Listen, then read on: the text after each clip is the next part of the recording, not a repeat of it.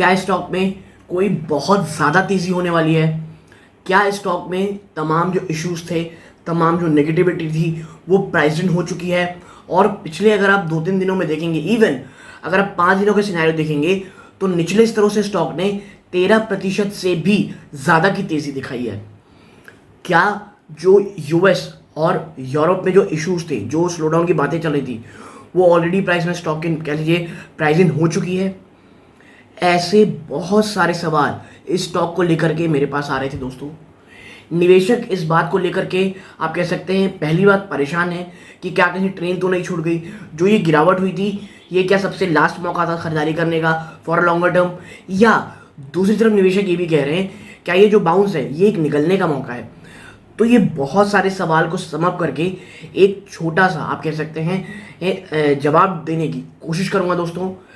पहले बता दूं, मेरी या मेरी फैमिली मेम्बर की इस स्टॉक में इन्वेस्टमेंट है दोस्तों, ठीक है? तो आगे क्या होगा, तो अगर आपको लगता है आगे जो भी मैं कहने वाला हूँ बाइज होगा, तो आप वीडियो छोड़ सकते हैं दोस्तों। अब बात करता हूँ स्टॉक की। तो देखिए, इस स्टॉक के ऊपर मैं अभी नहीं, बहुत पहले से एक ही बात कह रहा हूँ, ये स्टॉक अच्छा है, इश्यूज चल रहे हैं, और जो लेवल्स आप कह सकते हैं, जो टेक्निकल लेवल्स की मैं बात कर रहा हूँ, वहीं से स्टॉक अक्सर या बाउंस करता है, या जिन लेवल्स में कहता हूँ कि वहाँ से गिरेगा तो एक सडनली ब्रेक डाउन देता है। देखिए, पिछली बार जब स्टॉक में तेज़ी आई थी 330 340 के आसपास गया था, मैंने वीडियो बना के कहा था कि भाई अगर आप निकलना चाहते हैं स्टॉक से निकल सकते हैं, क्योंकि एक ये बाउंस है। क्योंकि उस समय ना तो मुझे बाजार ऐसा लग रहा था, ना मुझे स्टॉक में कुछ ऐसी चीज़ें लग रही थी कि स्टॉक को कोई कुछ कह सकते हैं एक तेज़ी दिखा सके, क्योंकि 350 टू 375 ये बहुत बहुत बड़ा रेजिस्टेंस है स्टॉक के लिए आज भी दोस्तों। उसे बहुत सारे कमेंट्स आए कि ये टेक्निकल ब्रेकआउट है, यहाँ से बहुत ज़्यादा जाएगा। देखिए, शायद जा सकता था, लेकिन बाजार की ना स्थिति थी, ना कोई स्टॉक ऐसा कैटलिस्ट था कि उस प्रकार की बड़ी रेजिस्टेंस को तोड़ पाए, ठीक है? अब बात करते हैं अभी। तो देखिए, मैंने कहा था जो वहाँ की 290 टू 310, ये 20 रुपये स्टॉक के लिए बहुत इंपॉर्टेंट है। 290 तोड़ेगा, सीधा 275 के दरवाजे खुल जाएंगे, और 310 के ऊपर जाएगा 330, आराम से स्टॉक जा सकता है। एग्जैक्टली स्टॉक ऐसे ही मूवमेंट दिखा रहा है। 290 तोड़ा, स्टॉक 275 तक, बल्कि मुझे लगता है 272 के आसपास स्टॉक गया था, वहाँ से वापस एक शानदार रैली दिखा रहा है। आपसे मैं यही कहूँगा, अगर आप निकलना चाहते थे स्टॉक से निकल सकते हैं। देखिए, Q4 के नंबर आने वाले हैं अभी, और उसके पहले स्टॉक अगर बहुत ज़्यादा भाग जाते हैं ना दोस्तों, तो चीज़ें थोड़ी सी मुझे नेगेटिव लगती हैं, ठीक है? और वैभव ग्लोबल एज अ स्टॉक मैं इसे अभी नहीं, आने वाले कई लंबे समय तक खरीद के रखने वाला हूँ दोस्तों।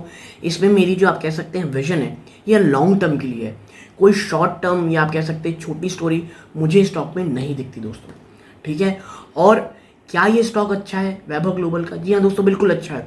आप देखें तो जो पब्लिक इक्विटी है, आशीष कचोलिया जी और विजय केडिया जी, दोनों की स्टेक लगातार आप कहते हैं मजबूती से बनी हुई है।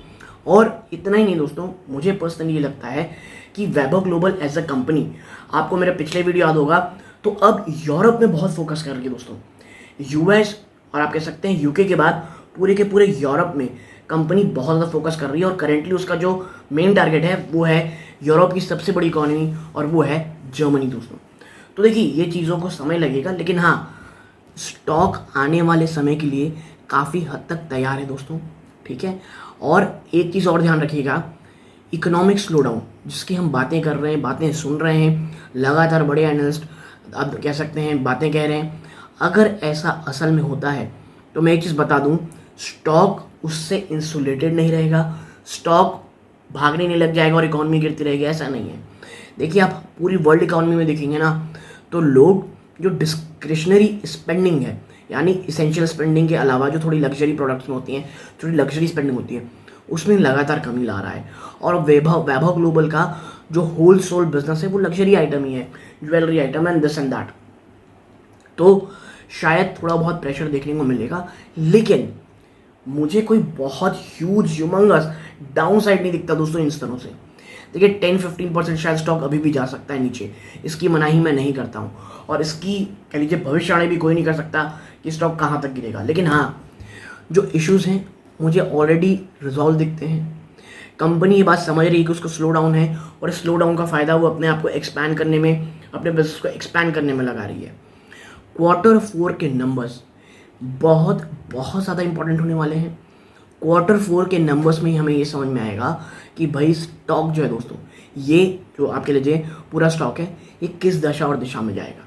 क्योंकि अगर कमेंट्री आती है कि हाँ भाई जो इश्यूज थे वो रिजॉल्व हो रहे हैं, मार्जिन में इंप्रूवमेंट दिख रहे हैं, सेल्स अच्छी हो रही है, प्लस फ्यूचर फोरकास्ट हमको अच्छा लग रहा है, तो ये जो तमाम इश्यूज हैं ना, ये तमाम पॉइंट्स हैं, स्टॉक को बहुत अच्छे लगेंगे दोस्तों। तो जो बहुत सारे सवाल वैभव ग्लोबल पे आ रहे थे, मुझे लगता है आपको उसके जवाब मिल चुके होंगे। करेंटली ऐसी कोई भी बहुत बड़ी खबर नहीं है। आप ये कह सकते हैं एक शॉर्ट कवरिंग रैली है, डेड कैट बॉक्स है, आप ऐसी चीज़ें इसमें कह सकते हैं, ठीक है। तो जब तक मुझे नहीं लगता स्टॉक 330 to 350 के ऊपर जाता है, तब तक कोई भी स्टेबिलिटी स्टॉक में रहेगी। करेंटली स्टॉक मुझे अंडर प्रेशर लगता है। हाँ, जो ये शानदार तेज़ी है, अगर आप निकलना चाहते थे निचले स्तरों से हैं तो निकल सकते हैं। अगर आपका विजन आने वाले 2-3 सालों का है, प्लीज़ स्टॉक से निकलने की मत सोचिए दोस्तों। बट ये कोई बाइंग और सेलिंग रिकमेंडेशन नहीं है। कोई भी खरीदारी कीजिएगा, वित्तीय सलाहकार सलाह ज़रूर लीजिएगा। यहाँ तक जुड़े रहे, इस बात का बहुत बहुत धन्यवाद। ये इस वीडियो का अंत है। जय हिंद दोस्तों।